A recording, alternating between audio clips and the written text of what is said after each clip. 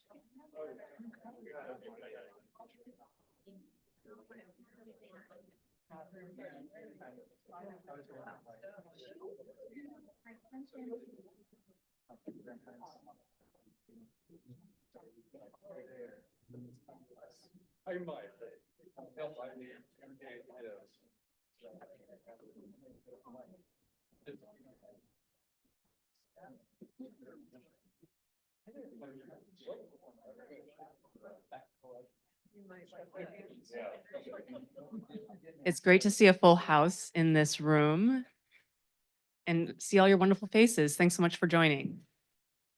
Um, a few of you, you'll see, have laptops in front of you. Don't worry, this is not a laptop meeting, but we are starting to assign folks into their PGov accounts throughout the meeting. And so don't worry, each of you will have a chance to clickly clack and get on the computers today. Don't feel left out.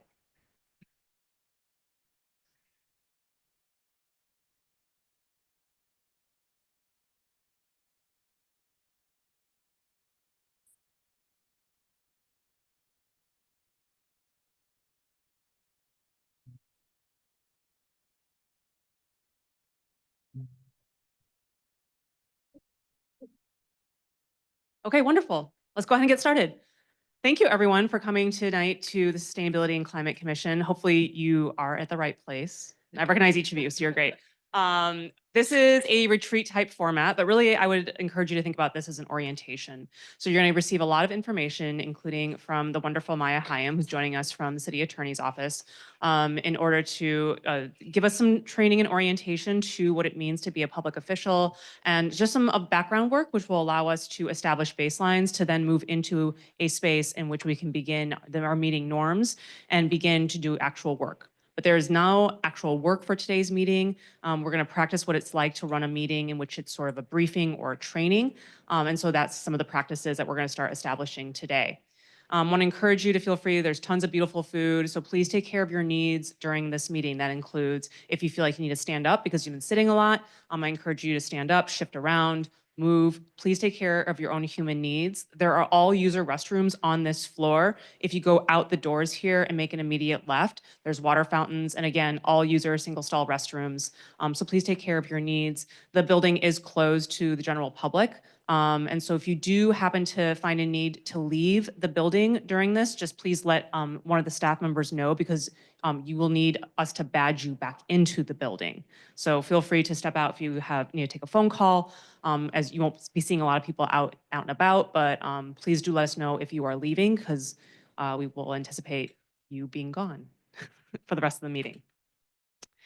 I'm Vivian Satterfield. I use she, her pronouns or my name. I'm the Chief Sustainability Officer. And on behalf of the City Council and Mayor Wilson, want to welcome you and thank you for stepping up and agreeing to be a part of this first ever Sustainability and Climate Commission. That's absolutely worth celebrating. And if you all could see how beautiful you look and how proud I am to have assembled this amazing team from where I stand, you would feel that same swell of hope, which is something when we're doing this work, and particularly this political time in this country, it's difficult sometimes to feel that hope. And so I want to appreciate you and thank you again for the willingness to step into this experiment and to be doing this together. I'm truly thankful. The reason why I'm using a microphone is because we are going to be recording this meeting on Zoom.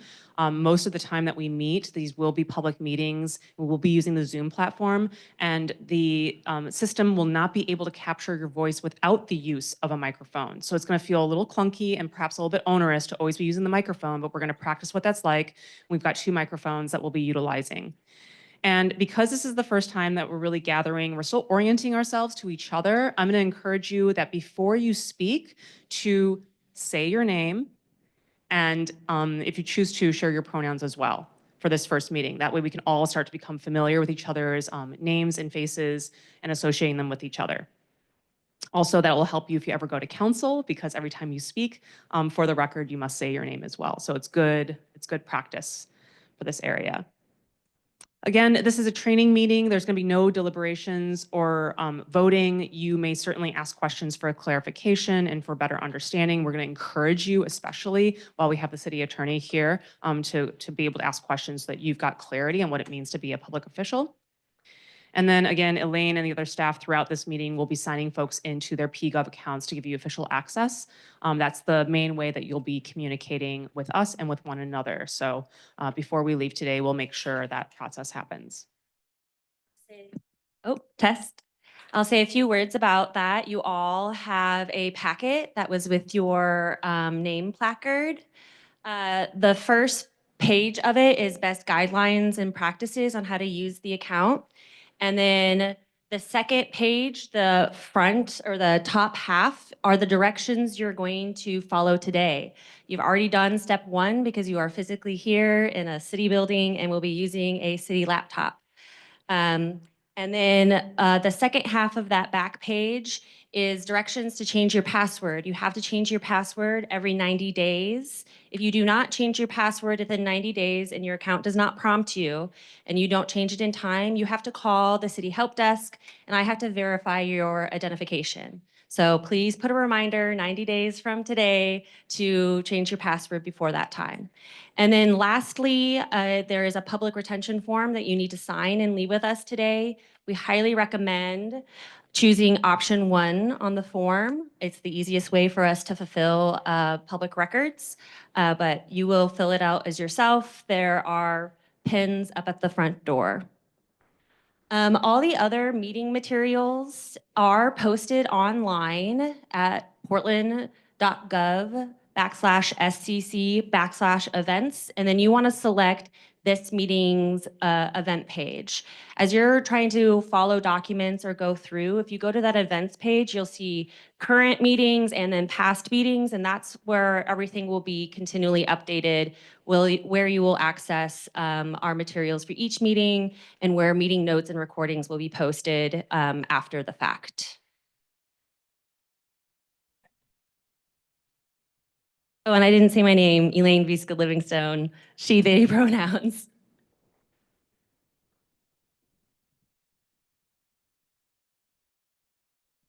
If all of that sounds already, this is Vivian, she, her. If that all sounds like a lot of information and your head is swirling with a lot of questions, fear not. Myself and Elaine and other city staff will make sure that this will feel like muscle memory. Just because we're getting started right now, you may have a lot of questions about the systems. We're here to help, so please don't hesitate to ask us for support, because we are here to ensure that you have as seamless as a experience as possible. So this is how we're going to be spending our time together today. We're going to do a round robin here shortly of welcome and names and introductions, and then I'll hand it over to Maya Hayam to give us a training on what it means to be a public official. She's included some highlights and good nuggets, so I know that you'll be engaged and enjoy it. We'll take a break and continue to sign people into their accounts. And then we'll come back together. Elaine's done some amazing work meeting with each of you one-on-one and had, I can see some nods, some great conversations. I know it's been rich. And so Elaine's gonna share out some information about some working agreements, how this group is going to be working together going forward. Again, this is just sharing out, no deliberations or agreeing to it. The second part of it is also shared values, goals, and outcomes for this group. And then I'll share a little bit about what this work will look like moving forward for the commission. And if we end early, I'm happy to give you some time back in your day, but I promise you I will end this time together at 8 p.m. regardless of where we are, because I do value your time. Does that sound good? Yes. Excellent. So I'm going to go ahead and start handing the microphone. So again, we're just doing your name and introductions. So Vivian Satterfield, Chief Sustainability Officer here at the City of Portland. I use she, her, or my name as my pronouns. Good evening. I'm Maya Hyam. I am your city attorney and I will be supporting the work that you're doing. I use she, her. Angus Duncan, I work for the Natural Resources Defense Council on a lot of other issues, but not here. I'm by myself, I guess.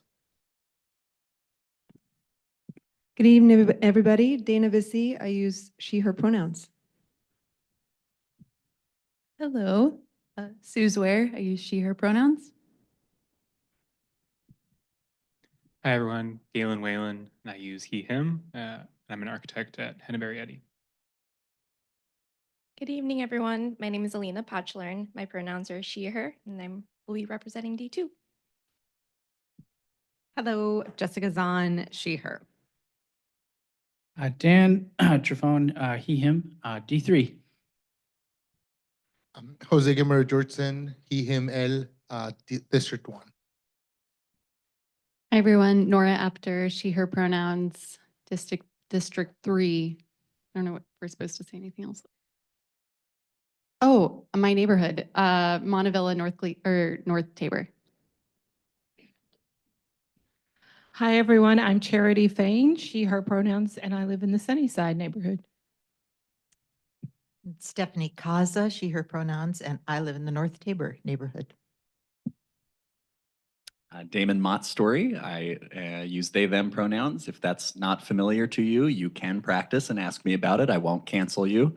And I live in the Centennial neighborhood, right north of Powell Butte in District 1. Hi guys, I'm Celeste Ruiz. I'm from District 1 and I live in the Parkers neighborhood.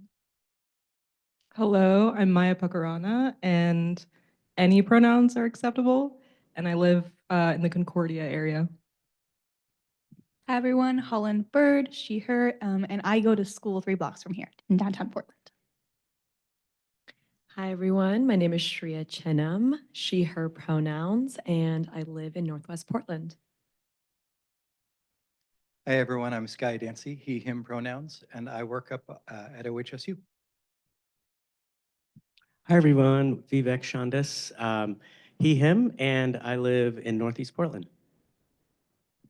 Hi, I'm Luna Gonzalez, and I'm a rising senior at Catlin Gable. Hi, I'm Carla Chen. I use she, her pronouns, and I live in Montevilla. Hi, everyone. My name is Leah Almeida, and I'm also a rising senior, but at Lincoln High School, which is a couple blocks down from here. Garrett Wong, he, him pronouns, District 2. B. Sloan, she, her pronouns, D4, which would be Westmoreland. Hi everyone, Wing Grabowski, he or they pronouns are great. I work at the Bureau of Planning and Sustainability, and I'm glad to be here supporting logistics and tech tonight. Hey everyone, Ingrid Fish. I think I saw most of you at the door. I also work for the Bureau of Planning and Sustainability, and I am helping Eileen and Vivian support the commission. Hi, all. So wonderful to see you together in the room. Elaine Visca Livingstone, she, they pronouns. Thanks, everyone. From here, I'm going to hand it over to Maya Hyam. Good evening. I have such an enormous amount of respect and gratitude for all of you for giving up your personal time. And I will try to make this as quick and entertaining as possible. It will be about the law, so manage your expectations. I am very interruptible, so I like this to be more of a conversation. So if you have questions, I do try to put examples in here. This can be a lot of information. So this is meant to just give you a very quick overview. You are not meant to be experts at the end of this. If at any point you have questions, please reach out after this in the months and years to follow to either Vivian or Elaine, and they're going to reach out to me, and I am here to support you and to help you. You are not alone. I have been doing this for over 20 years, so I am going to be in the background supporting the work that you're doing and making sure that you're always within the constraints of the law, and especially to our people who are in high school. Thank you for doing this. I also served on some commissions when I was in high school, so congratulations. So excited that you guys are here. Is that better? Thank you for letting me know. I appreciate that. Okay, so we're going to go through 4 main topics tonight, but before I do, I wanted to let you know just a little bit about my background and what I do at the city. In my portfolio, I have 2 main clients. The first of those is the Water Bureau. The second is sustainability, but I took on another client, and for about the last 5 years, I've been the main attorney who's been working on the Change in the Form of Government and Charter Commission. And one of the things that we changed in our charter, thank you, and we don't hear enough about it, are 2 things that I think are going to be of critical importance and interest to you guys. We inserted, and when I say we, I mean the voters, and that includes everyone in this room, I hope, and that are 2 key responsibilities for the mayor and the city administrator. And I don't want to get this wrong, so I'm going to read it verbatim. The second responsibility for both the mayor and the city administrator are to advance the city's efforts to mitigate the human-made climate crisis and prioritize environmental justice initiatives. So that had never been anywhere in our charter before. It is now. So that is huge. It's a sea change. And so I just want to put that out there as a marker. Very excited about this. We've never had a commission like you guys before. Very excited about tonight.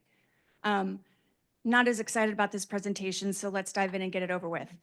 The 4 things we're going to be talking about. Number 1, what does it mean to be a public official? Number 2, what is a public meeting? Number 3, what's a public record? And then the least boring, so of course, saving it for last, what are legal ethics? How do you comply?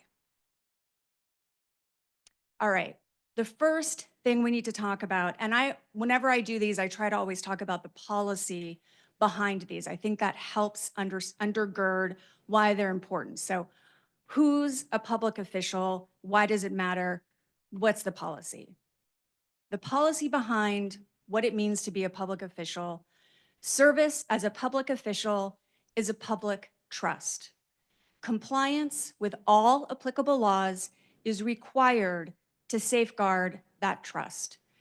Now, I put this public PowerPoint together 8 years ago, and I've been delivering this presentation multiple times a year for 8 years. And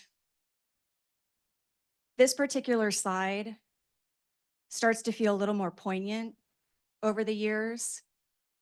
And I think it's really critical. It's kind of the most profound of all the slides. And when you read the paper, this really matters. This slide matters. Public trust matters. So the way that you comport yourself now that you're a Portland public official matters. So all of the rules, all of the legalities that we're going to talk about, this is the heart of why it matters. The ability for our public to trust the work that we're doing. And I know that not all public officials take that seriously, but I think that we need to. So let's move on. So the people that are public officials fall into 4 categories. Elected officials, and they're really the ones that sort of make the most sense, right? So for us at the City of Portland, that's the mayor, our councilors, and the auditor. Appointed officials, and so that's the vast majority of you who sit on the commission. And then those are and then the third category, employees, so the people with the microphone, me, and then the people who are supporting you. And then the last category are agents. We're not going to get into those. But really, those are the 4 main categories. And so the most important category tonight are you, the commissioners, because you've been appointed. So you are a public official by virtue of your appointment to the commission. And that's really it for our first topic. So any questions on that first topic? We just like screamed through it. You guys went great. Any questions on who's a public official? All right. Now we're going to dive into public meetings. So the policy behind public meetings is that the Oregon form of government requires an informed public aware of the deliberations and decisions of governing bodies and the information upon which decisions are made.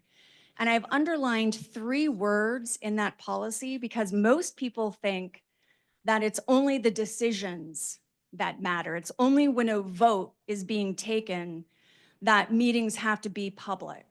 And that's true. When you take a vote, the meeting has to be public, but that's not the only time. It's also when deliberations are happening, so when you're having your discussions, and when you're getting information. So I always want to make sure that you're aware that it's for deliberations and information. That's also when you're getting in, that's also when your meetings have to be public. So it's not enough just when you're voting for those meetings to be public. So what is a meeting? There's really 3 main categories, and all 3 of these have to be in place for there to be a public meeting that's triggered. So number 1, a quorum is required. And usually a quorum is defined as a simple majority. So your commission has 20 members, so a simple majority is 11. So if there's just 2 of you, you can be chatting about, you can be deliberating on any matter reasonably before the body, but you have 2. Do you have a public meeting? No. You have to trigger all 3 things. So the second factor that has to be there is a deliberation. So you have to have a quorum that's deliberating. And the third thing is on any matter reasonably before the body. So let's look through some examples.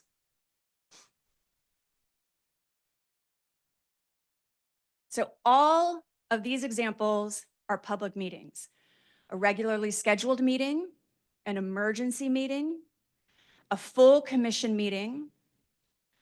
If the meeting is held for the sole purpose to gather information to serve as a basis for a subsequent decision or recommendation, remember, even if all you're doing is gathering information, because that's still important, the public deserves to know what information you're using to base a subsequent decision or a vote, even if that vote's in the future.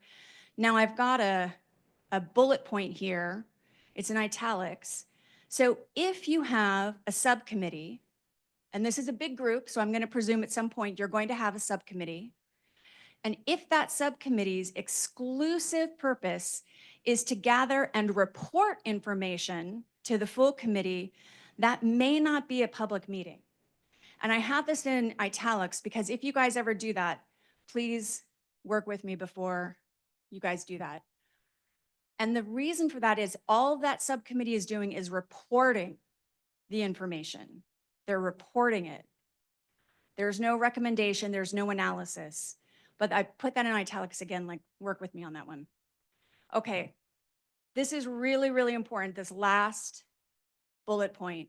Serial communications. There's been a lot of litigation on this in the last 8 years.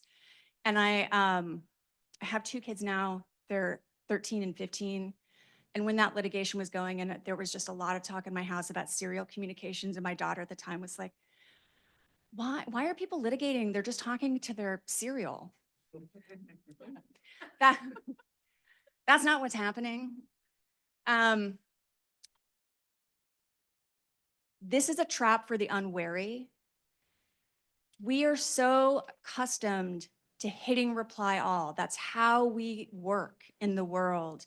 We just communicate. It's thoughtless. But if you sit on a commission and you're having communications with people and you're constantly emailing back and forth, what do you think is likely to happen? Yes. So what happens? What are the 3 criteria for a public meeting? Quorum. Deliberate. Yes. Thank you guys for not leaving me hanging. Yes. So what happens What if there's a subcommittee? What if, okay, you guys are a big group. So what if you've broken down into a subcommittee? So you've got a subcommittee of, maybe you've got you've got a subcommittee of 7. So now you've got 4. That's a quorum of a subcommittee. So you're emailing on your subcommittee and you've got 4 people start hitting reply all. What do you have? You've got a public meeting and you're in violation of the public meetings law. What do you think the Ethics Commission is going to do?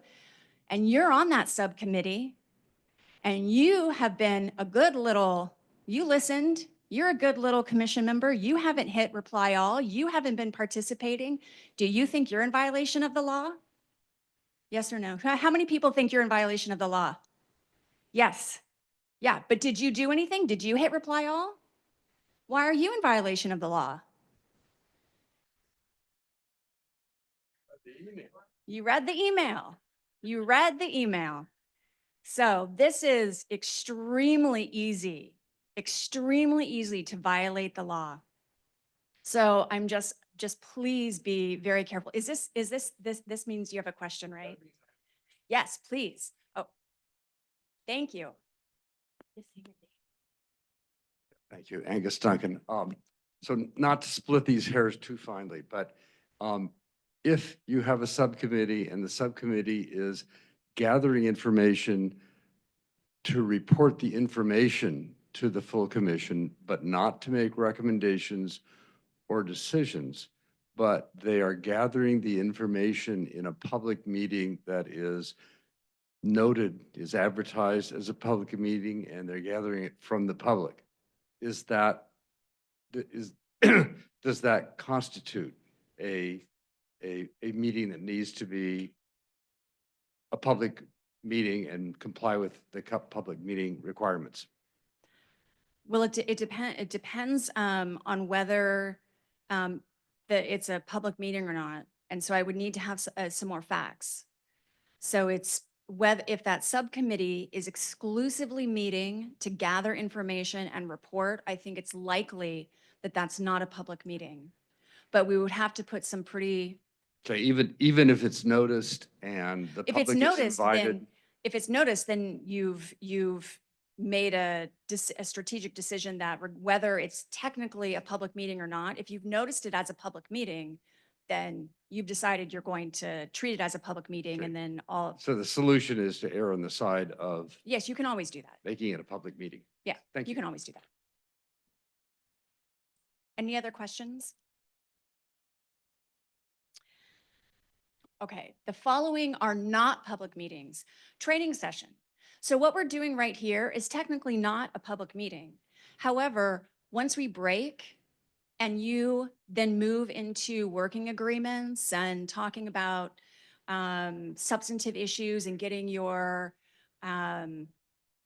emails, then you're doing substantive work of the commission, so that portion is a public meeting. But if we were to stop right now, then it would just be a training session and not a public meeting. Social events, if there's no substantive issues discussed. Now this is tricky because try convincing the public that you've got 20 members of a commission who are going to get together and not discuss commission business. Now, sometimes what you can do is you can invite your attorney, and then your attorney is there to like police the conversation. And that's always fun, but I do a good job and I'm not that irritating about it. So feel free to have a social event and invite me. And then if somebody makes a big deal about it, then I just, tell them, no, I was there. And they didn't do anything except have fun. We actually have done that.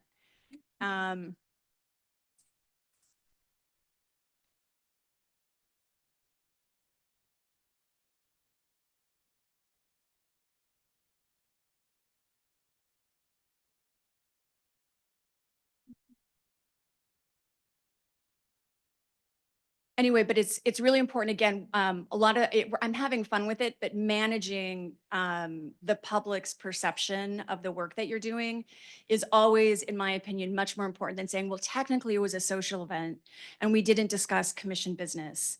Very challenging to convince the public that that's what was happening, which is sometimes why you want me there. Yes. Oh, I'll come. I can do it. It's like a game show. Jose Gamero Georgeson. Being that we're the Sustainability and Climate Commission, what then becomes a matter? Because potentially anything that's relating to environment could come up. So do we have to be very careful about anything that has to do with things like that, or? Yeah, it's a good question. Did everybody hear the question? So it has to have, I mean, okay, so I'm trying to think of some good facts. So let's say there were 11 of you and there was an Earth Day rally. You could go to that together. I think that's fine. And there would be speakers there talking about sustainability issues and climate issues. It would have to be something that was specific enough that was going to be coming before this commission. If there was something that if the Earth Day rally was specifically for a permit, if there was like if one of the speakers was specifically talking about a permit that was coming before city council, and that was the exclusive topic of discussion for the rally, then I think we would, there would be an issue. But without that type of specificity, then I think it's general enough that it's not a problem. But this is a great example too. If you have questions as something pops up, then get in touch with either Elaine or Vivian, and then let's have a conversation. If there's something that bubbles up and you're like, gosh, I'm not really sure about that, then definitely let's have a conversation. Great question. Thank you. Yes.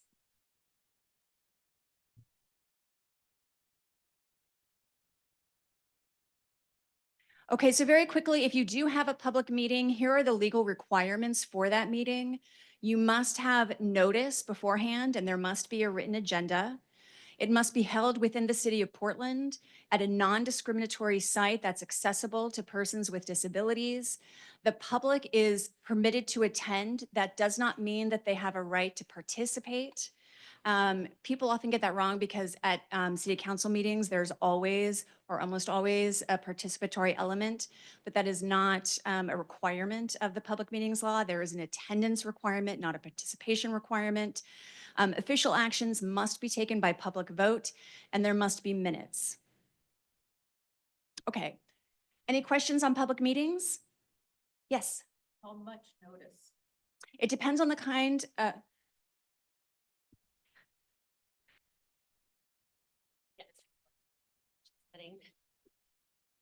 How much notice? How many days or weeks or what?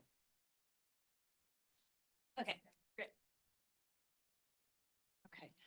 It depends on the kind of meeting. So for regularly scheduled meetings, which would be the vast majority of your meetings, there's usually it's at least 72 hours, but typically the best practices is usually like a week in advance. For emergency sessions, it's as much notice as is possible.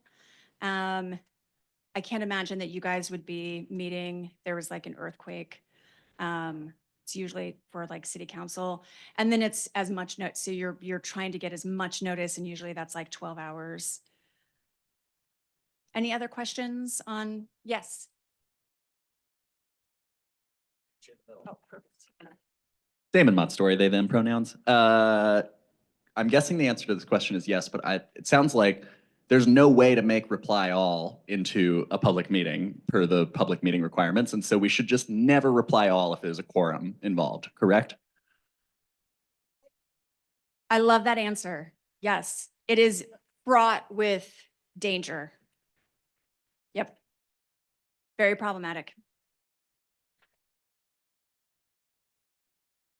Okay, moving on to public records. The policy behind the public records law is that every person has the right to inspect any non-exempt public record of a public body in Oregon. So that's the policy behind the law. And then we have to figure out, okay, well, what is a public record? And this sounds like a very simple definition, but it's not. A public record is any writing that contains information relating to the conduct of the public's business, prepared, owned, or retained by a public body, regardless of physical form or characteristics. And each of you are going to be creating public records on behalf of the commission. And then the commission is going to be creating public records as the commission. So let's go through what are typical examples of public records. So obviously paper records, paper documents, photographs, maps, and then here are the two that I want to talk about a little bit and unpack a little bit more. Emails, even from personal accounts, if the content is public business. And this one, people mess up all the time. And I cannot tell you the number of times people, including electeds, who have been in business as electeds or in public office for years, sometimes will tell me, well, I sent it from my Gmail account, so it's not a public record. What do you think the answer to that is? Anybody think that's accurate? No? Thank you. What the answer to that is, great. You get to bring your personal laptop in and I get to go through it and make the determination of I get to go through all of your personal emails now. It's very uncomfortable. And now you're a public official. And if you are now in the position of you make the decision to send commission emails from your personal account, guess what? You might be in a position where that now happens to you. I very much don't want to do that. Please, please, please, when you have commission emails to send, what email account should you be sending them from? Yes, yes, that's why we give those to you. That's why we give those to you. Just only use that account for commission business. Sending commission emails from your personal email account does nothing to shield that record from being a public record. Nothing. So please, please only use your Portland email account for commission business. All right, the second one, text messages. And I love the Oregonian because it gives these wonderful examples. So for example, if you're in a budget meeting and you don't like the way it's going and you start sending a flurry of text messages to all of your colleagues and you think that maybe that's not a public record, do you think your job might be on the line? Because the Oregonian's going to make a public records request. Let's say that let's say city council's looking at the budget for some commission related things. Should you maybe not be sending text messages about that? Yeah, please don't send. If you don't want your things, if you don't want your text messages and your emails splashed across the Oregonian, you should just assume that absolutely everything you write as a public official is going to be in the front page of the Oregonian, because the likelihood of that being the case is not that small. And if you pay attention, you will see your fellow public officials enjoy that treatment. Just wait a couple weeks and just please, please, please, don't do it. Yes. So this is actually material that some of the other work I do. Oh. I'm sorry. We'll learn. Angus Duncan.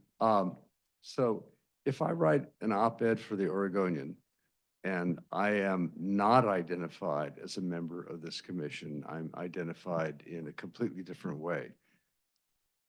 Does that create an issue? Because I do that sort of thing. No, you don't lose any of your First Amendment rights by participation on this commission. You're free to exercise your First Amendment rights by your participation on the commission. You'll likely, as part of the working agreements, talk about how the commission will choose to participate in op-eds and with media inquiries, and that's a discussion for this commission to have. But your personal opinion and how you choose to interact with the media that's your business, and just because you participate on the commission, that doesn't change. Okay, so chats in Zoom and team meetings, that's public record. Those will be preserved in perpetuity. People get real informal on those. So again, you want to watch yourself on those. I've seen some unprofessional things happen in those chats. So that's preserved in perpetuity, and voicemails until deleted. Okay, these are not public records. Transitory records. These are typically emails, things like, hey, there are donuts in the break room, large print job going through, or yes, the meeting does start at 9. Those are not public records. Emails, if the only content is personal. So if you send an email from your Portland.gov email account and it's really just to a fellow commissioner saying, hey, I really think you're cool when you want to grab some coffee, or hey, we're neighbors and our kids are at the same daycare, you want to arrange pickup, not a public record. We're not going to release that. And then there are examples of material that are exempt from disclosure under the law. That's like a whole bunch of legal analysis that would come to me for my review. Business records required to be submitted, trade secrets, personal privacy exemption are some of the big ones. Any questions on public records that we haven't already talked about? Yes. Oh, I'll repeat it. Slack or other communication platforms that if we were to create a channel, for example? So if there were to be a channel created so we do have social media accounts that are run by the city.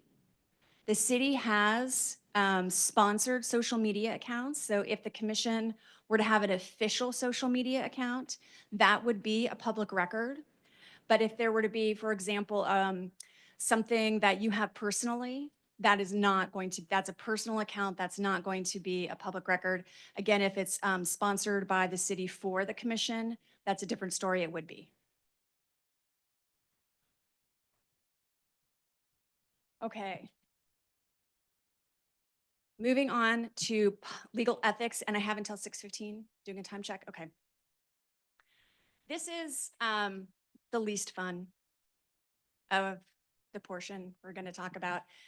I have done an 8-hour training on legal ethics with the Ethics Commission. We're gonna do this in a little less than half an hour. And I say that just so that I'm managing your expectations. This is a pretty dense area of the law. And I'm gonna do it at like the 65,000 level view. And it is not meant to make you experts. It is only meant to give you this tools to issue spot. So if you run into any of these issues, it's just meant to, at the back of your head, kind of ring a bell. And then you can say, I think I might have a legal ethics issue and I should get in touch with Maya. And then you can contact Elaine or Vivian, and then they're gonna call me and we're gonna set up a meeting and we're gonna walk through it together. So I'm telling you and giving you this information so that you can protect yourself, not so that you're gonna become an expert. So do not feel at all worried that this is a lot of information, because this is a lot of information, and you should feel a little bit like, wow, that was a lot of information. That's exactly how you should feel. All right. So the policy behind legal ethics, and before I even give you the policy, I want to be really clear that that legal ethics cares about one thing and one thing only, money. All right? Money. This is not about who's moral and who is a good person. None of that. This is not, this cares about one thing and one thing only, your pocketbook. Okay, so let's narrow down like what we're talking about here. So the policy behind all of these laws is that legal restrictions are placed on public officials that are different than those placed on private Oregonians because service in public office is a public trust. And compliance, it's the personal responsibility of each public official. And what that means is if you issue spot something in your duties as a public official, you need to call and help me help you before you take an official action. Because if you call after the fact and say, hey, Maya, I need some help with something I did last week, what I'm going to tell you is, cool, you need to get your own attorney. And I don't ever want to say that to you guys. And I put this in here first because I know that what we're talking about isn't the most exciting thing. And so maybe you're enjoying your delicious dinner and you're getting a little bit woozy. And so I just want to like help you wake up and pay attention. So if you were going to walk through this, this is your personal liability we're talking about now. And I want to manage your expectations. I have never had anybody in all my 20 years ever dinged. It really doesn't happen that frequently, if at all. So I don't want you to hyperventilate. I just want to manage your expectations that this is your personal responsibility. And we are here to help you. Okay, so there are state legal requirements. We're going to talk about those. And then the Portland has its own code of ethics, and that's at City Code 103. Okay, and the state jurisdiction body that regulates all of these at the state level is the Oregon Government Ethics Commission. Their jurisdiction goes back 4 years, so not as much as the IRS, but they can go back 4 years. Their possible sanctions is $5,000 civil penalty. You can forfeit up to 2 times the amount of any financial benefit. Remember, they're really exclusively caring about money here. But most frequently, what you see is a letter of reprimand or an explanation or education. So they're really focused almost exclusively about helping people comply with the law. It's not really punitive. So even if you're the Secretary of State and enter into all kinds of self-serving contracts, you're going to get dinged like what, like $2,000? So, you know, manage your expectations. This is not a body that's out to get you. Okay.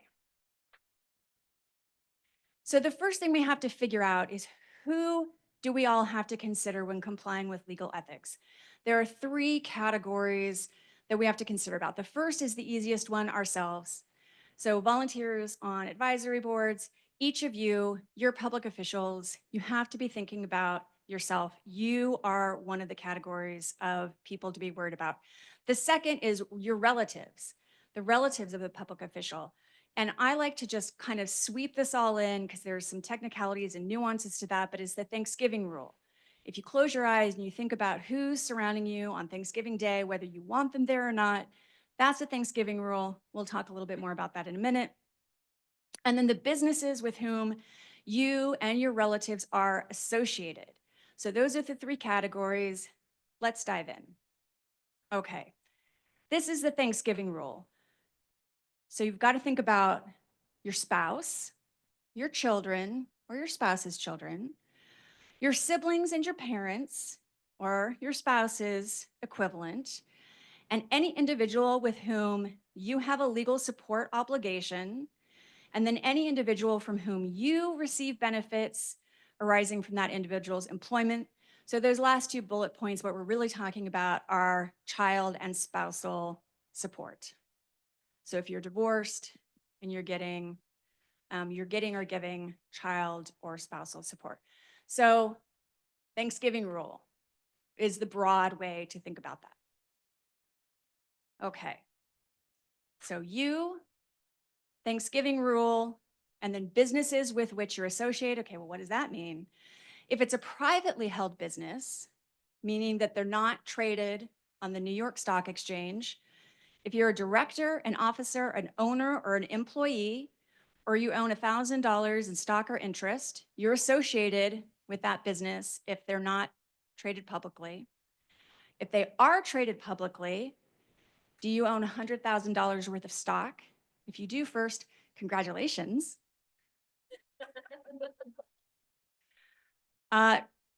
These two types of businesses, you don't have to worry about. Public bodies, so nobody cares if you're associated with the city. And nobody cares if it's a 501c3, if you're only associated with them as a board member or an unpaid position. So those are the three categories you have to worry about for legal ethics: yourself, the Thanksgiving rule, and a business with which you're associated. Any questions about that before we dive in? Yes.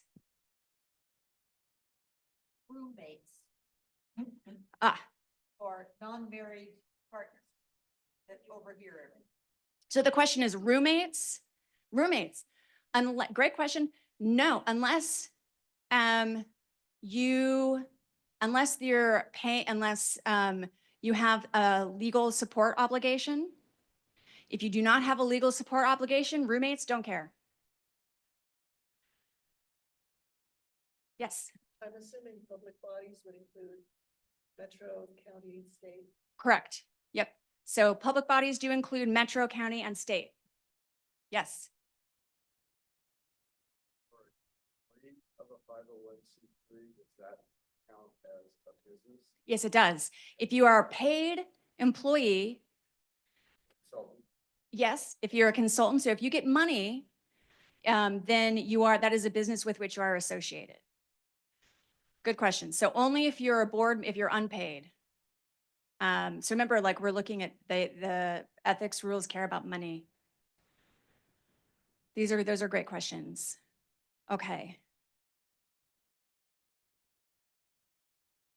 All right, so now we've talked about who is covered by the illegal ethics. Now we're going to talk about the three main ethics rules: use of position, gifts, shortcut, you don't get any gifts, and a conflict of interest. So those are the three areas we're going to talk about. And I have some examples to make it less boring. Okay, use of position. So the rule is you may not use or attempt to use your official position as a member of the commission to obtain a financial gain or avoid a financial detriment if the financial opportunity is not otherwise available to the public. So this is these are both real world examples. So a violation is the car wash example. So this was in the news several years ago now, but the city of Portland firefighters were using the car wash. The city had for all of their fleet, I think maybe the police were using it too, but the firefighter fleet had an in-house car wash, and it was the common practice for all the firefighters to take their personal cars through the car wash. And that became a big news story. Does anybody remember this? Aha, I see one. Okay, so there's a big news, like, well, that's an inappropriate use of position because that's not available to the general public, and they're avoiding a financial detriment. It costs money to go get your car washed, and it's only available to Portland firefighters. So why should they be able to do that when that's not available to the general public? So someone filed a complaint against the firefighters with the Oregon Ethics Commission, and there was an investigation. And what do you think happened? Oh, come on, guys. Yeah, I mean, it's right up there. So, yeah, well, I know, I don't. And then the firefighters were like, well, everybody does it. It's like an unwritten policy. And that's true. That was true. Do you think that was an acceptable defense? No, no. And so to be fair, what council did is they made that part of the compensation. And they said, okay, that's just going to be part of the compensation, which is fine. That's council can make that a policy. And it's true, like that actually is a common practice for many fire departments around the country, is that's quite common. And if it's part of their, and then they just make that part of their official compensation. And that's perfectly acceptable. So it's no longer an ethics violation. It's just part of your official compensation. Okay, let's talk about what isn't a violation. Does anybody get a Columbia store pass as part? So you do. Where do you work? Metro. Oh, Metro. Anybody get this as part of, anybody get this who doesn't work, who is in a private? Where do you work? I work at WM. WM? Okay. Well, that's not a good example. You work there. You work at Columbia. Anybody not work at a public agency or Columbia and get this? It's not Columbia, but I get a different one through my private nonprofit. All right. Well, you guys aren't giving me good facts. Okay. So Columbia, I mean, a lot of Nike does this, a lot of big apparel, a lot of these companies do this, but we don't get it because we work for a public employer, and you don't get it because you work for a public employer at Metro. We get these passes because we work for big employers, and therefore we have paychecks. And so Columbia and Nike, I don't know if you know this, they give them to big employers throughout the region.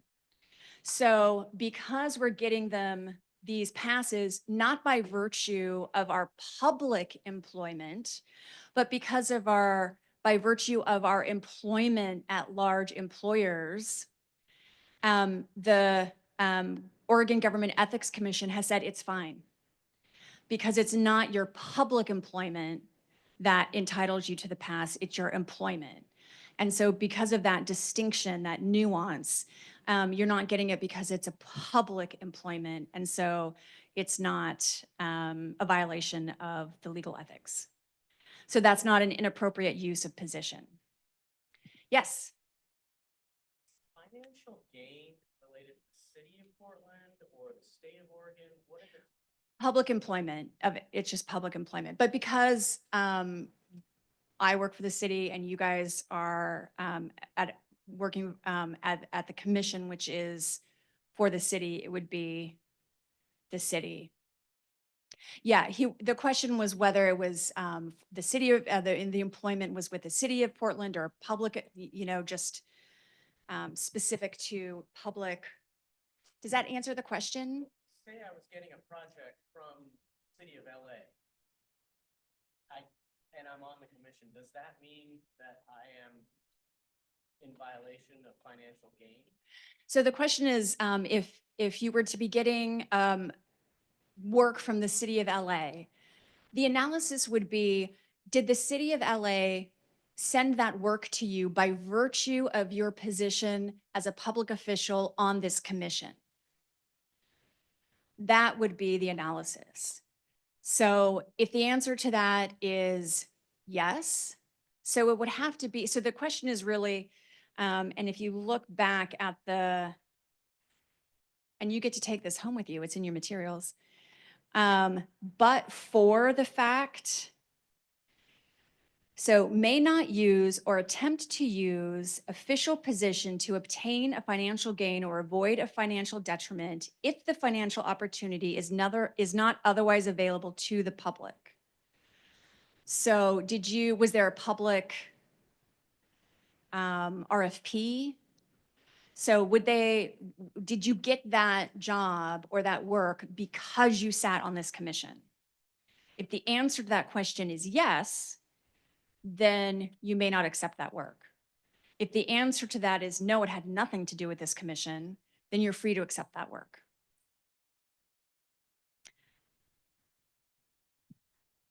And great segue to this next slide, didn't even plant that question. So private employment, so great example, you may not use any confidential information obtained through your work on this commission to advance your private employment. You can take no official action on this commission that would financially impact your private employment. You must disclose all conflicts of interest. We'll talk about conflicts of interest in a minute. You must ensure clear distinction between any use of resources and time for your private employment and your action as a public official. And you may not directly or indirectly solicit or accept a promise of future employment based on any understanding that your employment offer is influenced by your vote or official act on this commission. Any questions on use of position? Okay, yes. So that one feels like I'm going to be in violation probably about 15 or 20 times. Well, then we should talk after, because that sounds very complicated. Want to talk about it later or? Well, if you're going to be in violation 15 times a meeting. Yeah, well, that's my concern because if my job involves climate and energy activities, policies, actions, etc., it would certainly overlap with all of the kinds of things that the city does on climate and energy. This commission is involved in. And so if that comes up, I can declare the conflict every time, if that would suffice. But It may, and hold off on that question until we get to conflicts of interest. Because we'll talk about that, and we have 7 minutes to go. We'll keep to our time. Gifts is pretty easy. So we're going to breeze through this. It's a long slide. But the rule is basically you can't have them. During a calendar year, a public official, that's you, may not solicit or receive directly or indirectly any gifts with an aggregate value in excess of $0. And you may wonder, okay, why go through this long legalese if the value is 0? And the reason is because the state allows you to accept gifts with an aggregate value of $50, and which is lovely. At the city of Portland, 0. You can't have any gifts. From a single source that could reasonably be known to have a legislative or administrative interest in a decision or vote made by a public official. So there are the definitions. I'm not going to unpack them for you because our rule is so simple. It's just you can't have a gift. But if you ever have any questions about that, feel free to reach out and we can talk about it a little bit more. There are some important exclusions. For example, there's a food and beverage exclusion, which is why we're all enjoying a lovely meal here tonight. It doesn't allow for private meals. So if somebody approaches you and says, hey, I'd love to take you out and pay for your wonderful meal at Higgins and chat to you about your work on the commission, then your response is, that sounds so great. I'm going to pay my own way. Remember, you never want to be in the paper saying anything like, well, I think technically I was in compliance with the law. That's a very bad soundbite. Okay, so let's talk about conflicts of interest, which I think will hopefully answer your questions. So the rule here is a public official, again, that's everybody in the room, is met with a conflict of interest when participating in an official action, that's usually a vote, could result in a financial benefit or detriment to the public official. And that might be where you're going to have an escape valve because it has to have a financial benefit or detriment to you. Remember that legal ethics care about money. So there are, remember, there are 3 factors here. It has to be an action, decision, or recommendation made in your official capacity. So almost always a recommendation or a vote, which causes or may cause a private financial benefit or detriment for the public official or a relative or associated business. So those are the 3 factors which will trigger a conflict of interest. And there are 2 different kinds of conflicts of interest. There's a potential conflict of interest, and there's an actual conflict of interest. So a potential conflict of interest is a financial effect is unknown because it might happen and it might not. So that's the standard fact pattern here is, all right, we're going to have a contract and we're going to go out for an RFP, meaning that we're trying to find people to recarpet this room, and we're going to put out an RFP and see who responds. Everybody, we need to recarpet the room. I have a nephew who recarpets, so I have a potential conflict of interest because he may or may not bid on our contract to recarpet the room. That's a potential conflict of interest. So what do I have to do in that instance? I must publicly announce the potential conflict of interest on each occasion before taking action. So if the commission talks about that contract 3 times at 3 public meetings, I have to make a potential conflict of interest announcement at each of those 3 meetings. And then I proceed as normal. That's it. I'm done. No problem. Okay. But now the nephew has in fact bid on that contract. So now there's a bid. And what do I do now? Now I've got an actual conflict of interest because there's a financial effect of an action is both specific and certain. Because I have a nephew who has bid on a contract, and either that nephew is going to get the contract, in which case I've got a relative who's going to have a financial benefit, or he's not going to get the contract and I have a nephew who's not going to get the contract, and that's a financial detriment to one of my relatives. Does that make sense to everybody? That analysis tracks? Okay, so I have a potential conflict of interest that has ripened into an actual conflict of interest. So what do I have to do now? I must publicly announce that actual conflict of interest on each occasion. So same things, but now a twist, different, and refrain from participating in the discussion, debate, or voting on not just the vote. Remember, it's not just the vote, but the discussion and the deliberation. And that's important. Because remember, this is not just the vote that matters, because you can steer that whole, what if you just sing the praises of your nephew? He's wonderful, he's the best, how dare anybody not vote for him? All right, that completely inappropriate, so you must be quiet. I've seen some people get up and leave the room so that even the appearance of bias is they're unassailable, they're unimpeachable, they're out of the room. They recuse themselves. That's a best practice. Not required by law, but best practice. Okay. So that's it. That's our romp. I have 2 minutes. We have 2 minutes. Any questions? That is a lot. Yes. That still Doesn't answer it? We've got a 15-minute break. I'm going to sit right next to you. Yeah, that's fine. Except I bet there are a bunch of people around this table who will have a similar set of circumstances. So let's use Nora instead of me.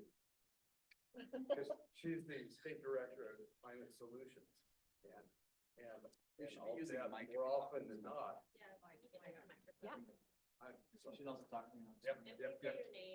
Yep, I will. Angus Duncan, and I'll bet more often than not, when an issue comes before this group, that Nora's Climate Solutions is going to have an interest in that outcome.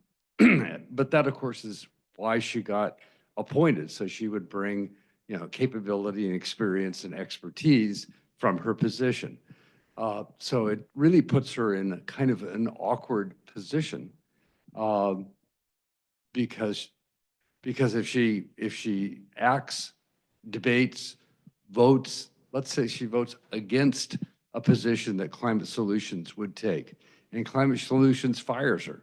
Well, she's just taken an action that acted to her detriment financially, and that was one of the conditions up there. So what does Nora do? Because whatever Nora does is what I'm going to do.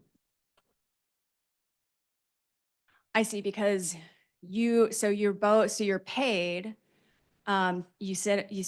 by nonprofits. So you're associated with a business. And so you've got a financial interest. And so that's the issue.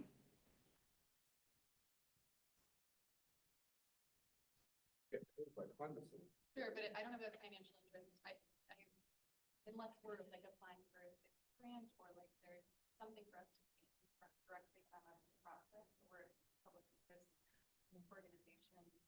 Anyway, I think. Yeah, I think that's, and I think that's an important fact that, to consider, that what's before, it's going to be very fact dependent on what's before the commission that's being debated, what's the vote that's being taken. And so I think as these issues come up, but it's an interesting one that you've raised, is if you sit on a board and you're paid by that board, and the issue that comes before the commission, whether that's going to have a financial detriment or financial benefit to your nonprofit, that we should be in discussions about that well before it comes before the, the commission, and you have to actually take a vote. So that is something that we might have to be looking at closely, but I do agree that it's going to be very fact dependent.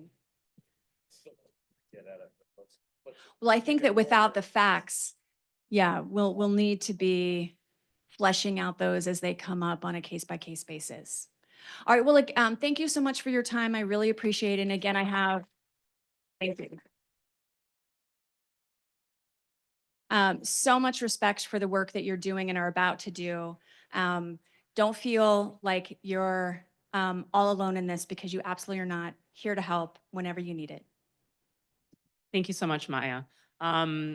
Hopefully that you all feel that you have some information.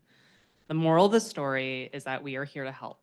So if you have any questions, and I'm going to encourage us to speak from our own experiences, and also give us, when there will be times that will arise in which you have questions, to be proactive. Staff are here to help. Maya is here to help as well. So we can clarify any issues that may come up, and clarify also for you what this body does and doesn't do in the future.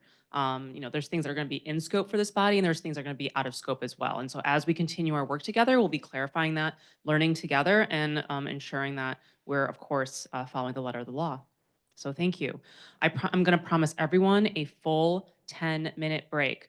So I'll set a timer. This is a good time. Use the restroom, stretch your legs, get some water, get some more delicious food, and we'll continue troubleshooting, signing in to the PGov accounts. 10 minutes, I promise.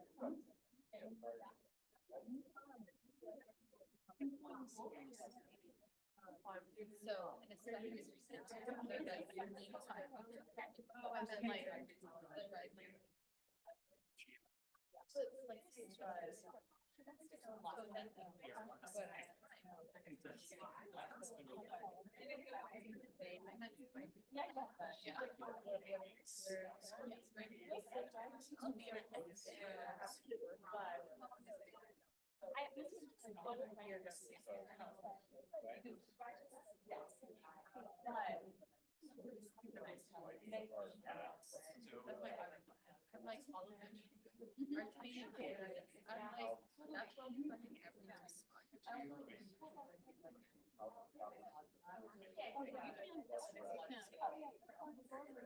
fucking Let me just.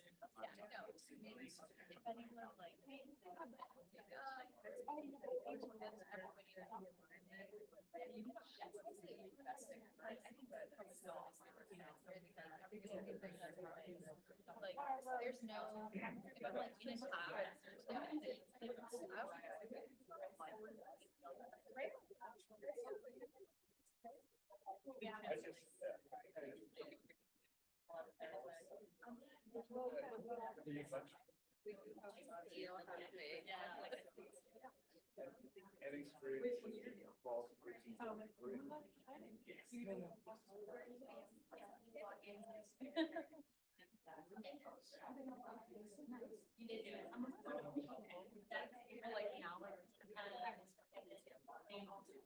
We have to have so much.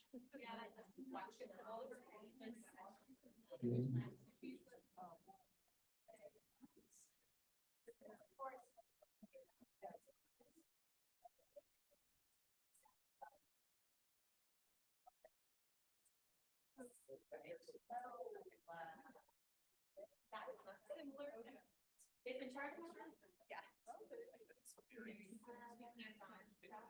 It's just a setup. Yeah, see for the process. There's some.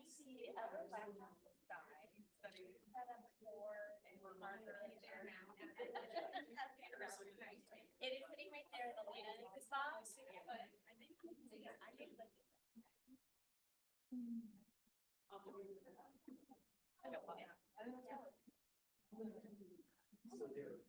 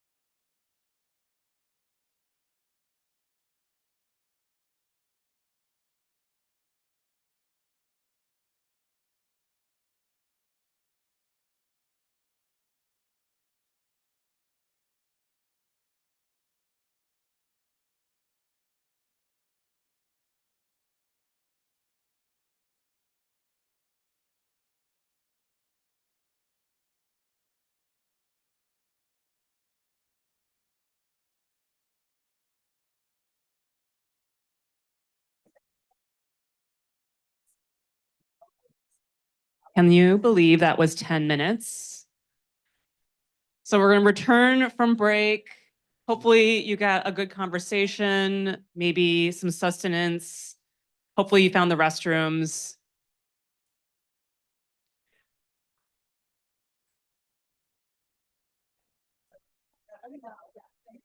So if you're still curious about any of the compliance areas that we spoke, that Maya Hayam spoke about, all this information is online as well. There is a portal, there's information in your packet about how to access it. I truly hope that when you lay your head down to go to sleep tonight, that you don't have nightmares about legal ethics and compliance. That sort of burden is for other types of people to be having. The people who aren't worrying about that should be worrying about that. Let's put it that way.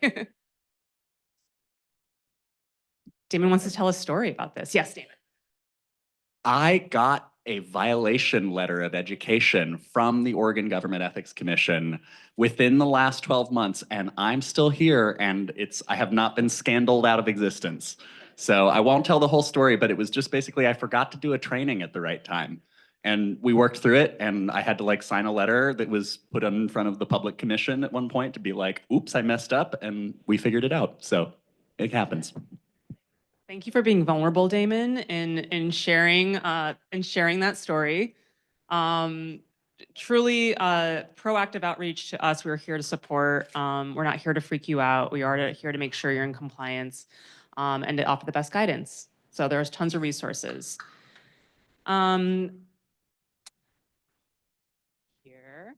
So from here, we're just gonna maybe do a reset. So let's go around the table once again. And because I have not yet had enough of summer, let's just go ahead and do a quick round. Again, your name, and then share one thing that you're hoping to get done or hoping to experience before the summer is over. So I can go ahead and model this. Vivian Satterfield, she, her. I gotta get myself into a body of water before the summer is over. Stephanie Kaza, she, her, before the summer. When is the summer over? I have to give away a lot of squash and then start planting more things to go through the winter. I'm sorry, I'm having trouble with my email setting up. What was the question? Oh, yeah, that is Charity Fain again. Yeah, I'm hoping I can figure this out. I don't really.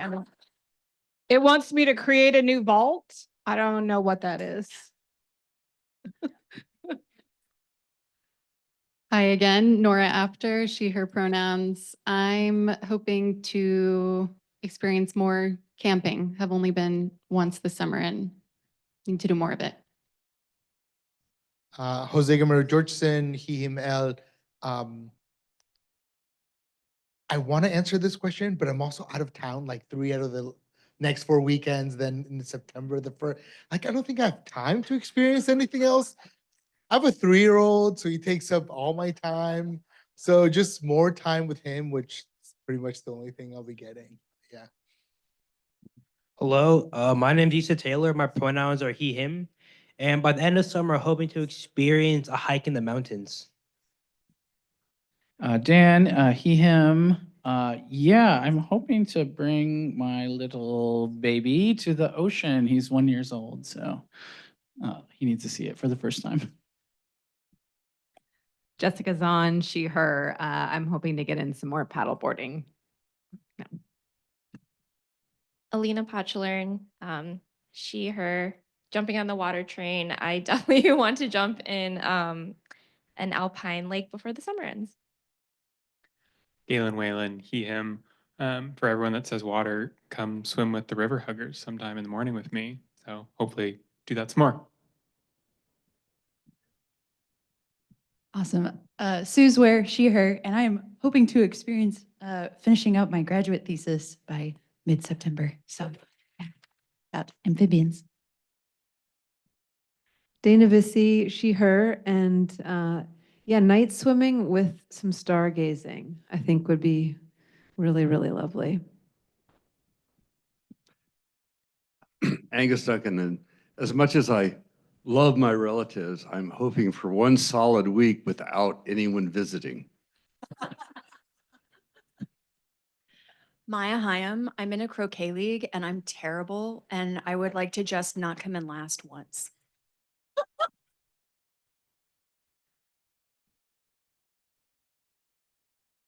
Elaine Visca Livingstone, I use she, they pronouns, and also body of water, but specifically I want to get into the Willamette River.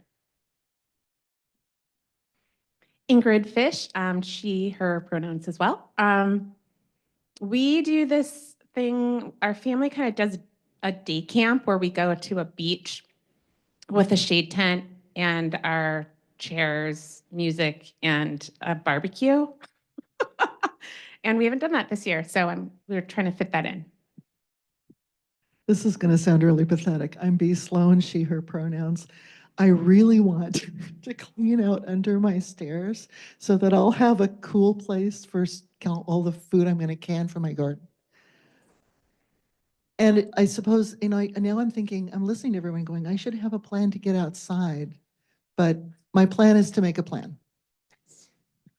Garrett Wong, he, him pronouns, hoping to experience running Wildwood end-to-end in Forest Park by the end of the summer. Okay, Leah Almeida, she, her pronouns, and I really want to visit Crater Lake for the end of the summer because they're closing a lot of it for restorations and I've never been there. Yes. Carla Chen, she, her, and I hope to do some biking. I just got a bike a couple weeks ago and I haven't biked since I was a kid, so that should be fun. Luna Gonzalez, also she, her pronouns, and also biking. I actually want to go on the Springwater Corridor, hoping to take my 5-year-old brother. Vivek Chandas, he, him. I'm in the water, I'm on the bike, I'm camping, I'm paddleboarding, I'm all the things. And I am hoping to eat as much ice cream as possible this summer, especially I think Pinot Gelato and Division has a Marionberry, ricotta, and rosemary that I have been dying to try. So yeah, no conflict of interest on this. I was going to say, are you on their board? Is it? Sky Dancy, he, him pronouns, and I am hoping after 3 years of remodeling this Forest Service cabin that I finally get to spend the night there this summer. Maybe. Shreya Chinam, she, her pronouns. I'm also wanting water. I really need to swim. I've only done it once this summer. So yeah, hopefully I can. Holland Bird, she, her, and I really want to go to Wings and Waves with my friends. It's a water park with planes in the sky. Maya Pakarana, any pronouns, and I would like to pick some fruit from a U pick because I've been planning to do that. Celeste Ruiz, I want to go experience more hiking places in Oregon. I know that Oregon has a lot of like its like the 5 wonders or something like that, and I want to go to a couple of those more to explore. Damon Mott's story, they, them pronouns. I'm hoping that I will finish redoing my back patio so that it's not just a patch of dirt. Hoping I can do that in time to host an end of summer silent disco where you wear headphones and somebody's playing, DJing music, but like the neighbors don't have to deal with it. You literally can just like, yeah. Thank you for indulging me. This was really to source some more ideas about how I can squeeze more into my August. You all are so very cool. Those are all amazing ideas. And I'm going to follow up with a few of you to talk more about what I just heard. From here, I'm going to pass it off to Elaine to share out some of the work that they've been doing to get the background for working agreements and values and other information that we'll be learning here and then discussing at a future meeting. Hi, all. Once again, Elaine Visca Livingstone, she, they pronouns, and I'm the Sustainability and Climate Commission Coordinator.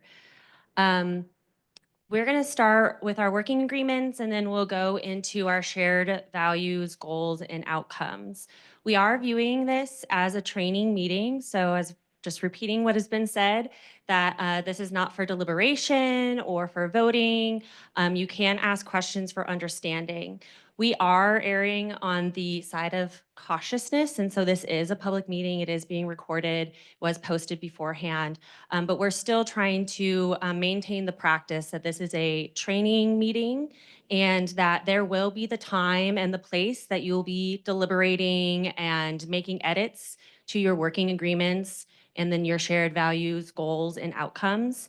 So today is just the sharing out. Oh, and one other thing, all the PDF versions are again on portland.gov/SCC/events. When you're trying to find meeting records, that's where you want to go. So we are going to talk about our working agreements. I'm sure many, if not all of you, have had many different meetings and settings where you've had working agreements, and you'll see some of the same language here and maybe a reframing of some of the working agreements. This comes from work, the version that is before you today comes from work from the Bureau of Planning and Sustainability. Wing, who is with us today, was a part of that process of developing these working agreements. So again, this is just the starting point of some working agreements, and you will be working on them at a later date.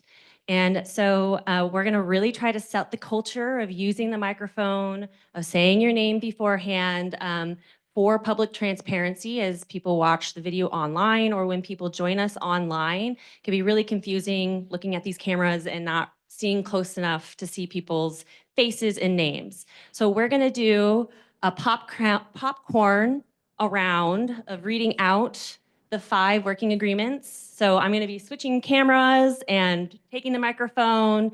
So if I could have a volunteer for number 1.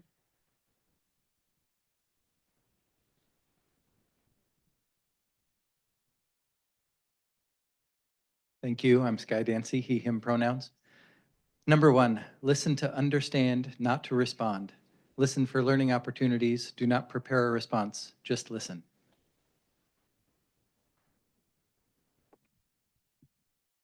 Shreya, she, her. Number 2, WAIT, wait. Use self-awareness by asking yourself, why am I talking?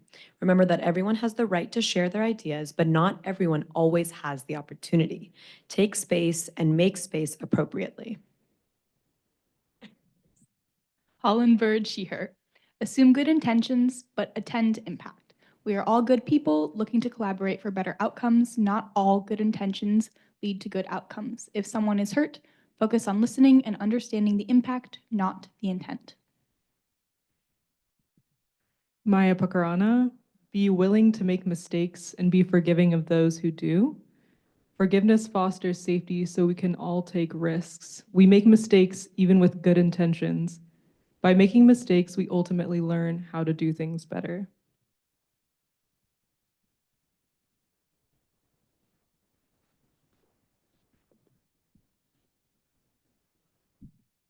And do we have a volunteer for the last one? Number 5, allow for and appreciate disagreement of opinions, ideas, methods respectfully. Don't interrupt someone just because you disagree with them. Listen to understand their thoughts. You may find you have something in common. Critique ideas, not people. My name is Issa Taylor.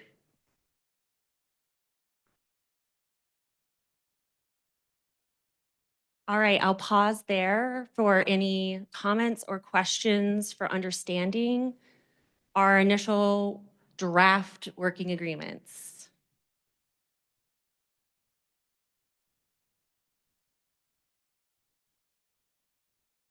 Oh,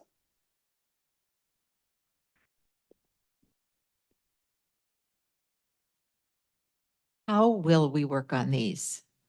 And add, subtract, improve, adopt? so that will happen in a couple different ways. One, we'll be sending you out the draft that you can make direct track changes to when the time comes. That will need to be done at a certain deadline before the meeting of where we're actually going to deliberate those track changes and comments so that those can be posted for the public and then they can be discussed in the meeting. Otherwise, you have to come to the meeting and you need to verbalize your track changes and your comments, and that it'll be in a public meeting. We'll be going through all of those edits.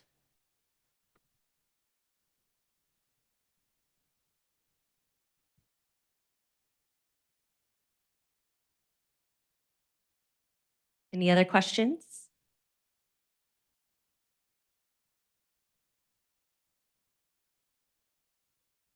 Okay, on to our shared values, goals, and outcomes. This has been a process to get to this draft that you're seeing today of our shared values, goals, and outcomes. They come directly from my one-on-one meetings with you, where I'm asking 5 different questions to prepare us for our work.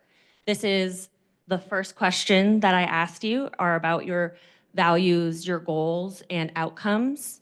So today's status of this draft is that 15 commissioner one-on-ones are included in this draft.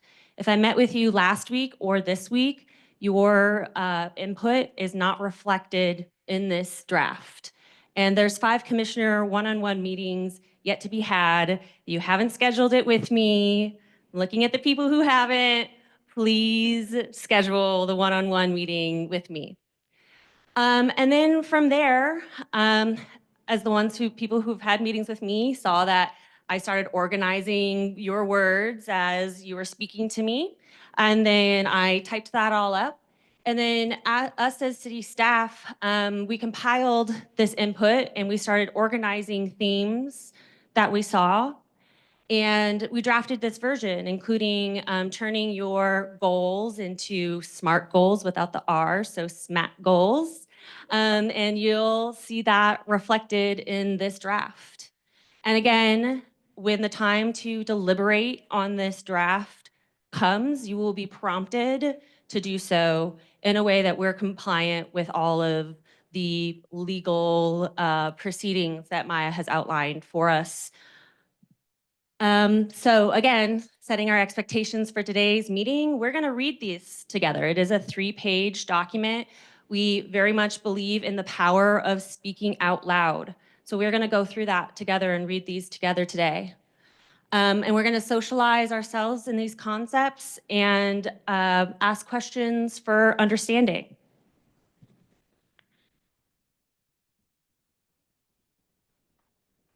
So starting with our shared values, I'm going to read out the short version and then we'll do popcorn for the long version. Our 6 shared values as the draft stands today is 1, center communities, especially our frontline communities. 2, equity and justice. 3, collective power and collaboration. 4, transparency and accountability. 5, innovation and boldness. 6, interconnectedness and systems thinking. If I could get some volunteers for the first 3.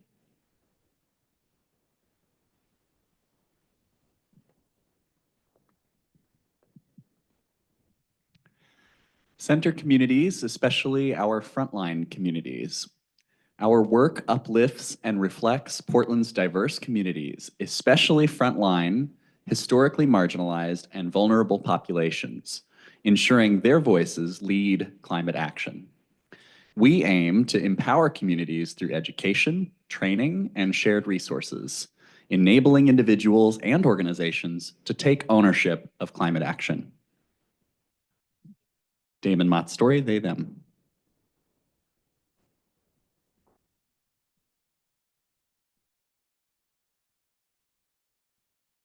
Dana Visi, she, her.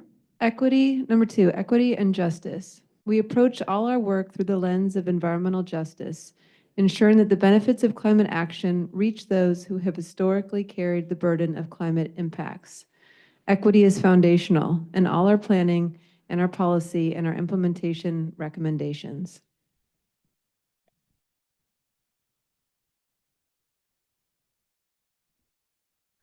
Galen Whalen, he, him.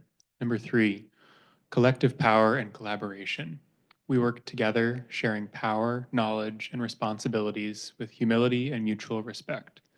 We believe in the power of working together and finding common ground across sectors, organizations, and communities, recognizing that only through collective action can we address climate change. We approach all conversations and collaborations with openness, curiosity, and deep listening. We make space for emotional truth in grief, conflict, joy, and vulnerability, recognizing the emotional labor of climate work.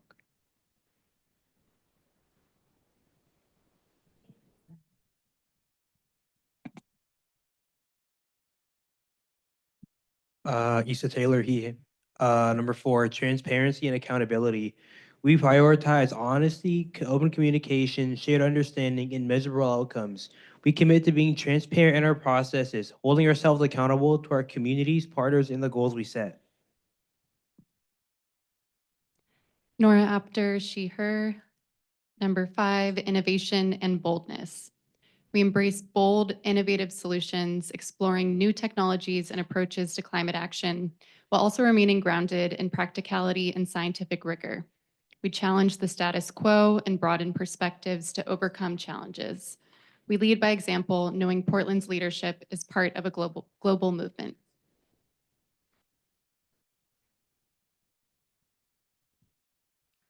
Charity Fain, she, her. Number 6, interconnectedness and systems thinking. We acknowledge climate change as a system of intersecting crises. We leverage our individual expertise, experiences, and strengths to build a holistic future for Portland together. We examine imbalanced trade-offs to make a pathway forward. We uplift whole system, balcony view thinking that connects people, policy, and place.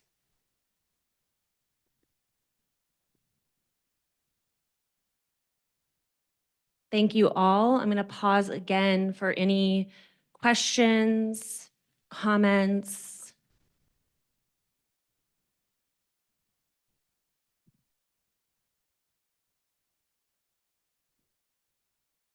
All right, I think I embraced the awkward silence enough. We'll move on to our goals, what we are actually going to do. We have 3 big goals thus far from our one-on-ones. 1, develop a comprehensive and inclusive climate action plan. 2, elevate public understanding, awareness, and education. 3, build commissioner capacity and governance models. And we'll go one by one. This is a big speaking part.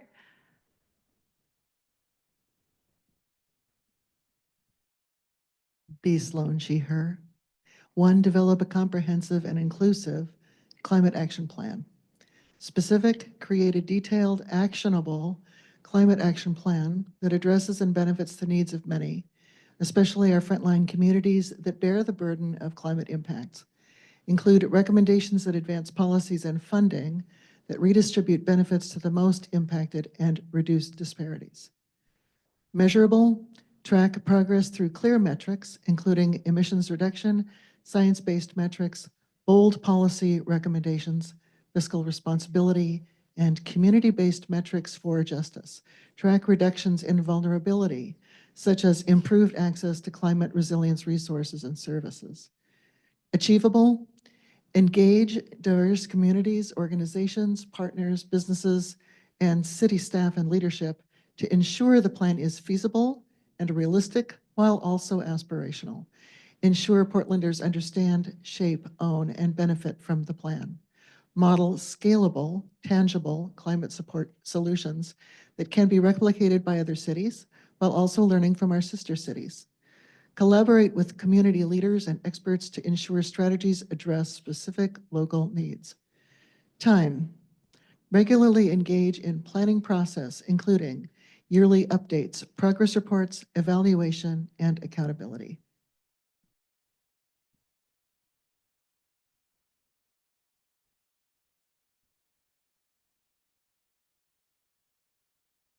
Okay. Leah Almeida, she, her. Number 2, elevate public understanding, awareness, and education. Specific. Increase awareness, knowledge, and ownership of Portland's climate realities, actions, and co-benefits through culturally relevant and accessible meetings, media, and dialogue. Strengthen public trust and participation, especially in underserved areas. Measurable. Track who are our engaged communities and partners and their feedback and input. Measure the reach and impact of initiatives. Achievable. Use diverse communication and engagement methods, including language translations, but also methods beyond the written word, such as video and storytelling, to ensure broad access. Ensure Portlanders understand, shape, own, and benefit from the plan. Time. Public forum is a part of all public meetings. regularly engage our own communities as individual commissioners, and ensure our representation reflects their needs.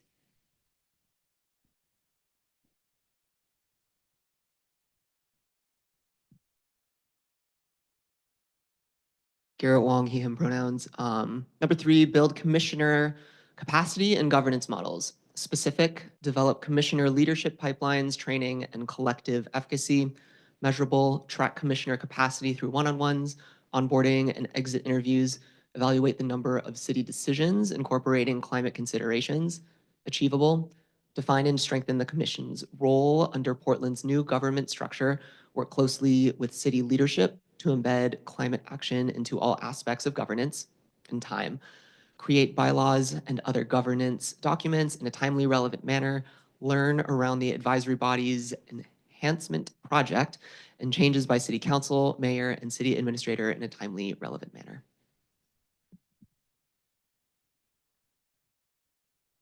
Those are our 3 goals as they stand today.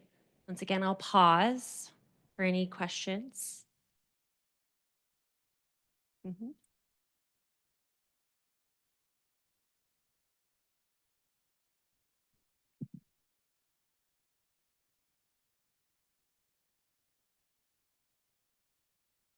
This is right at the end, Stephanie Kaza, she, her. What is the advisory body's enhancement project? Sounds really intriguing. It is. So right now, the city is undergoing the Advisory Bodies Enhancement Project that is led by the wonderful Julia Meyer, who ran the Charter Commission reform, also the Government Transition Advisory Committee. Did I get that right, Jose?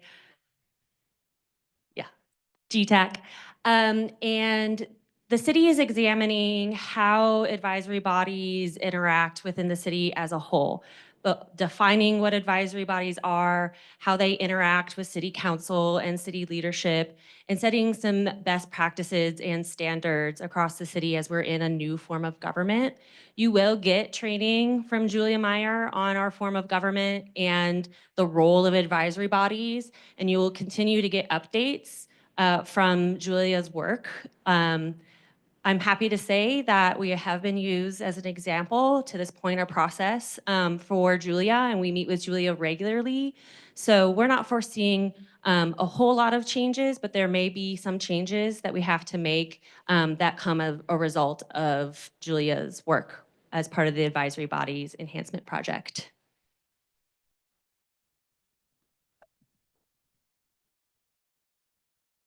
Hi, Vivek Chandas, he, him. Really inspiring, thoughtful, and very comprehensive set of values and goals. Really excited about how far it's come. I'm just curious about this set here. It feels rightly ambitious starting off, and I'm just kind of thinking about the climate plan, public understanding, and commissioner capacity, and it seems like there's a bunch of other bureaus and groups around as commissioners also who are working on related adjacent projects and initiatives. And I'm just wondering about a goal related to how to kind of create a big enough tent to involve all of those folks if this is the commission that's actually charged with developing the climate action plan and other related projects. And is that a goal? Yeah, really looking forward to our conversation and our one-on-one Vivek so that we can get more into that. I do also want to call out that as part of our powers and duties within City of Portland Code, that we can create joint committee meetings. So that could mean creating joint committees with relevant bodies that align with our goals and the goals of our climate action plan.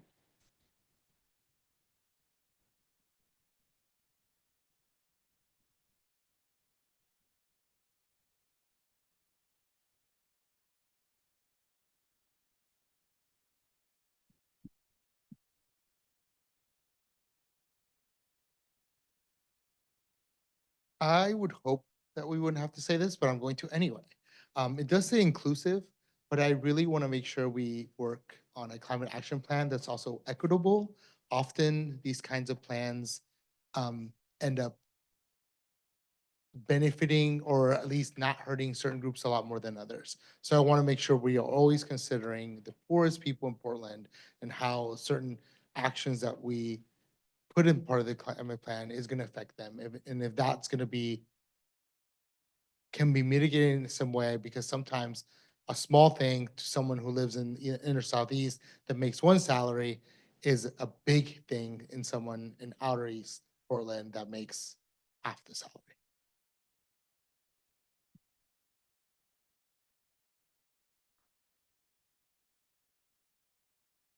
Thank you, Jose.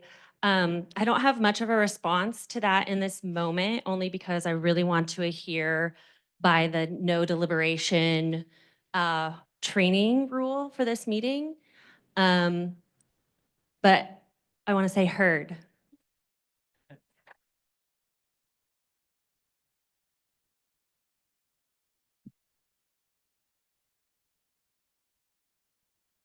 All right. Lastly, I'll talk about our outcomes. What will we see if we're successful, when we're successful at our goals? We meet our goals. One, our climate action plan is adopted, achievable, and utilized. Two, visible benefits to all Portlanders and disparities are reduced. Three, Sustainability and Climate Commission is trusted and integrated.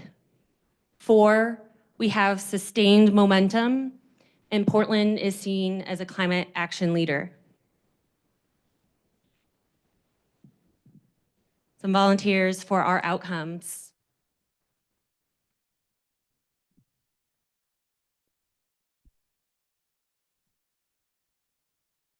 Jessica's on.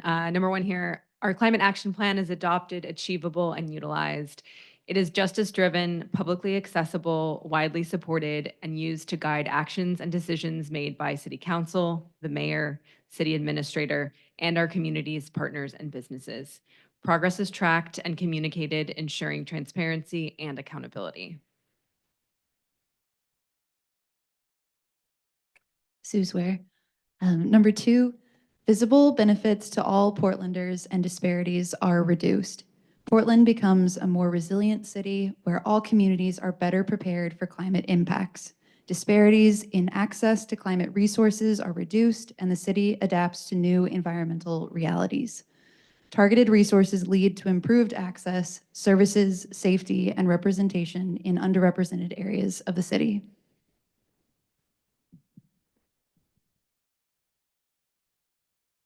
Alina Pachlern, she, her.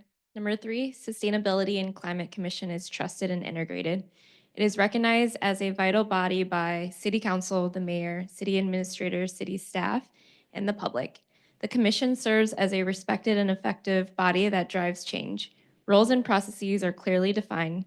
Commissioners serve as trusted ambassadors of their communities. Frontline communities see their priorities represented on the commission. Communities feel empowered and engaged in climate action. More people are educated about climate change, and there is increased participation in climate-related initiatives with prominent community-led solutions.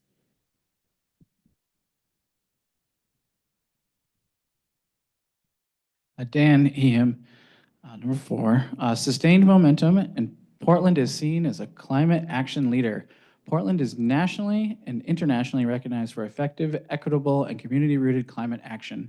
Climate action is innovative, bold steps are being taken that inspire others, and Portland is a replicable model for other cities and jurisdictions.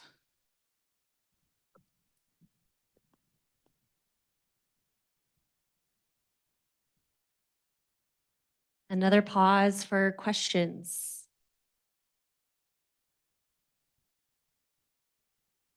Jose, does your comment feel a little bit addressed here?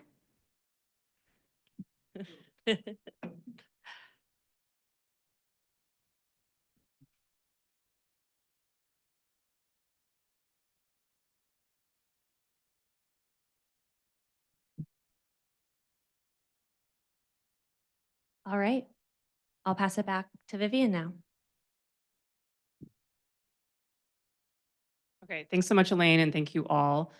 As you can tell, we're still trying to figure out the timing of these meetings vis-a-vis the content. And while it may feel very awkward to have things that feel very foundational, like working agreements and a summarization of one-on-ones, I hope that you will walk with us down this path of the more that we practice this muscle of conducting business, it'll help us when we get into some meatier, tougher, I should not say meatier, some some of the topics that may require a bit more of our discipline and how we conduct ourselves. So I appreciate that.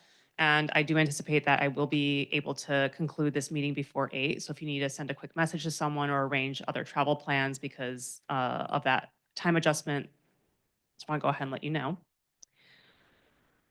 Thank you for that. So our first regular meeting, y'all are a big group. It's a joy to bring you all together.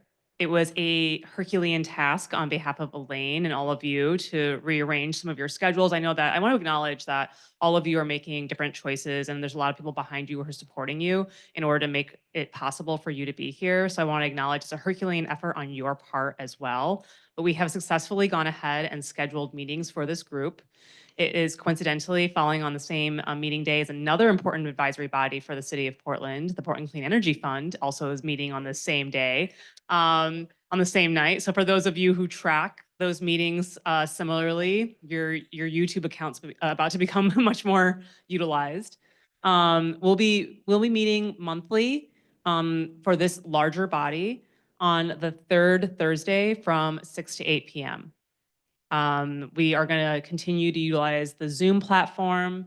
I know that it's a challenge sometimes to get set up into our city systems. So when we conclude this, the business portion of this meeting, we'll have staff, and please do stick around so we can make sure we can troubleshoot all of the setting up the PGov accounts. Yes, it is as hard for city employees when we first start as well to get set up on this, but we're going to be setting up a Zoom account with the PGov account, and also we are going to be using Zoom regardless of where your location is. Even if you're here in person, we're going to be utilizing Zoom. For those who need to attend remotely, we'll also be utilizing Zoom. That's just a good practice we have, and I'll make sure that the meetings are publicly available to all.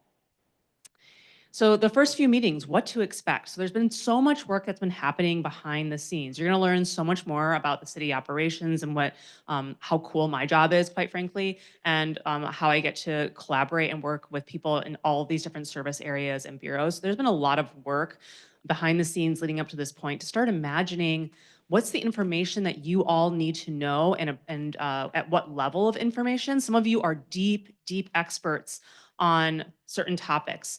And so I want to respect the expertise that you bring, but also respect the deep expertise we have here at the city as well. So we're trying to calibrate what the best level of onboarding is across a wide range of topics for all of you.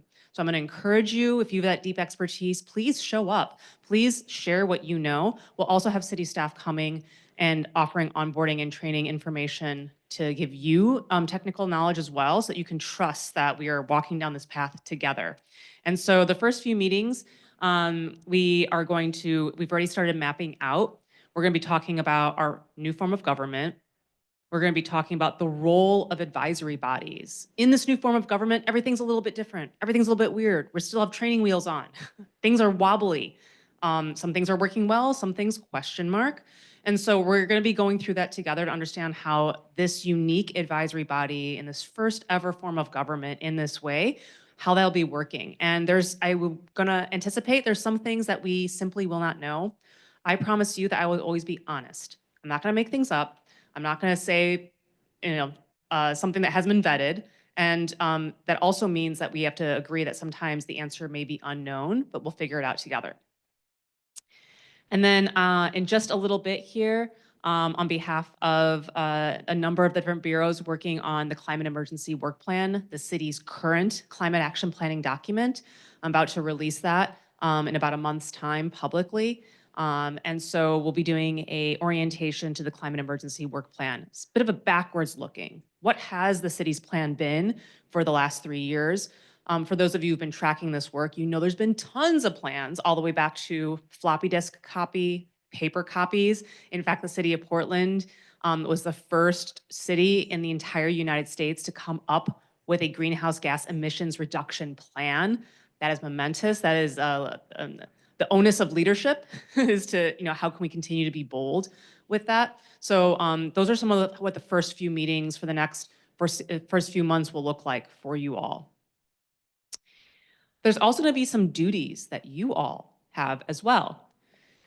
We need to create a bylaws committee for how this group is going to govern itself. Some of you may be really excited about that work. Some of you may be like, that is not for me.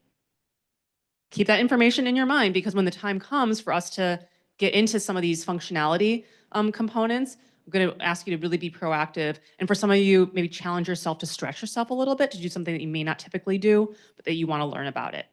We're going to deliberate on these working agreements, deliberate further on these shared values, goals, and outcomes. Here's just another plug to please set up your one-on-ones with Elaine.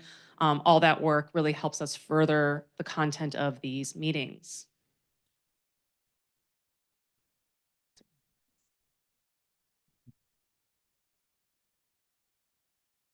And if you still have not done your portlandoregon.gov account, we'll be sticking around to do that. Please make sure to leave your name card, and leave your public retention form signed and filled out. Okay, y'all, I think that is blessedly a wrap. Unless there's any other comments, questions, or otherwise, this is a good time to ask them. Thanks for your question, Stephanie. We're going to try to see if we can continue to meet in this room. And actually, I'm remiss in not offering just a small comment. This is we're not quite done yet. This room is actually the Leah Hing room, recognizing the first Chinese American female pilot in the United States. And I want to give a plug right now. OPB actually has a wonderful article, including an audio version, talking a bit more about the history and significance of Leah Hing. And as a first generation Chinese American myself, I always really appreciate being in this room and that we've recognized that. So we're going to continue to try to book it. I have a bias for this room. But please let us know what works for you all. Also want to see if there's opportunities to be in community as well. So continue to have your one-on-ones with Elaine so that you can inform them about what works, what ideas you have and what works best for your schedule as well. Other questions? Comments? All right. Thank you so much. We've completed our work today.